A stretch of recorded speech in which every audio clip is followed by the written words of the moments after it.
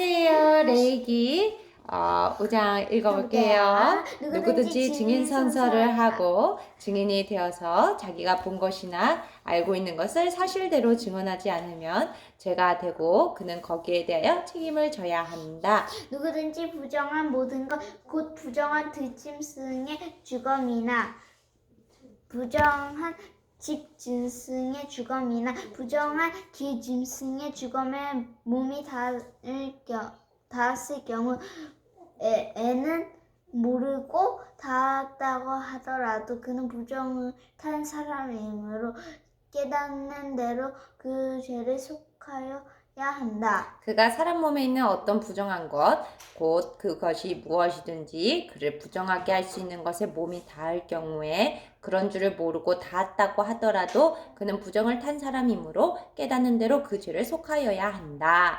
또 누구든지 생각 없이 입을 놀려 악한 일을 하겠다거나 착한 일을 하겠다고 맹세할 때 비록 그것이 생각 없이 한 맹세일지라도 그렇게 말한 사실을 잊고 있다가 뒤늦게 알고서 자기의 죄를 깨달으면 그 죄를 속하여야 한다. 사람이 위에서 말한 것들 가운데서 어느 하나에라도 잘못이 있으면 그는 자기가 어떻게 죄를 지었는지를 고백하여야 하고 자기가 저지른 죄에 대한 보상으로 주에게 속한 제물을 바쳐야 한다. 그는 양떼 가운데서 암컷 한 마리와 염소떼 가운데서 암컷 한 마리를 골라서 속죄 제물로 바쳐야 한다.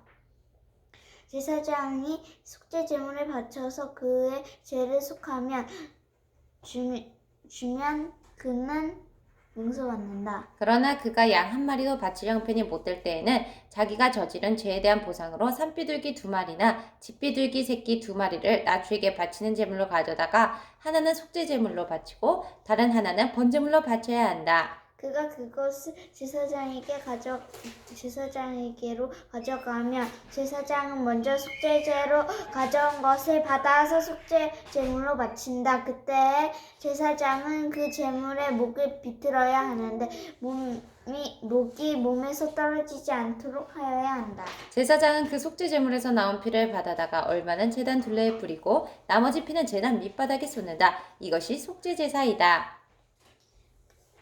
번제물. 번제물로 가져온 제물은 규례에 따라 제사장이 번제물을 바쳐야 한다. 이렇게 하면 제사장이 그의 죄를 속하여 주면 그는 용서받는다. 그러나 그가 산비둘기 2마리나 집비둘기 새끼 2마리조차 바칠 형편이 못될 때에는 자기가 저지른 죄에 대한 보상으로서 주에게 바치는 속죄 제물로 고운 밀가루 10분의 1 에바를 가져서 제물로 바쳐야 한다.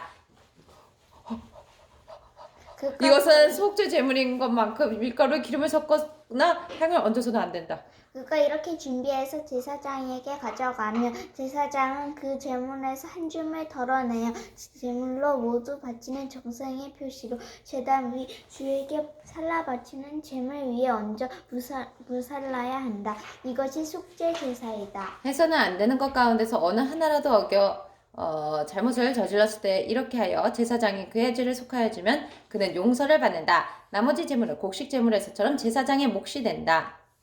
주님께서 모세에게 말씀하셨다.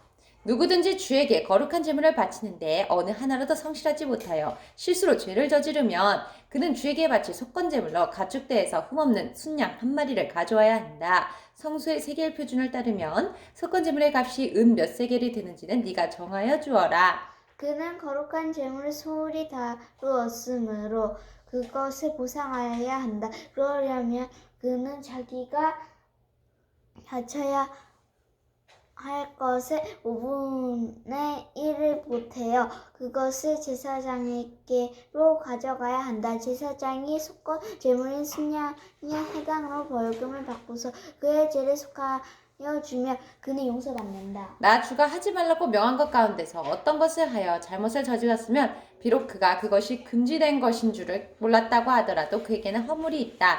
그는 자기가 저지른 악행의 결과에 책임을 져야 한다.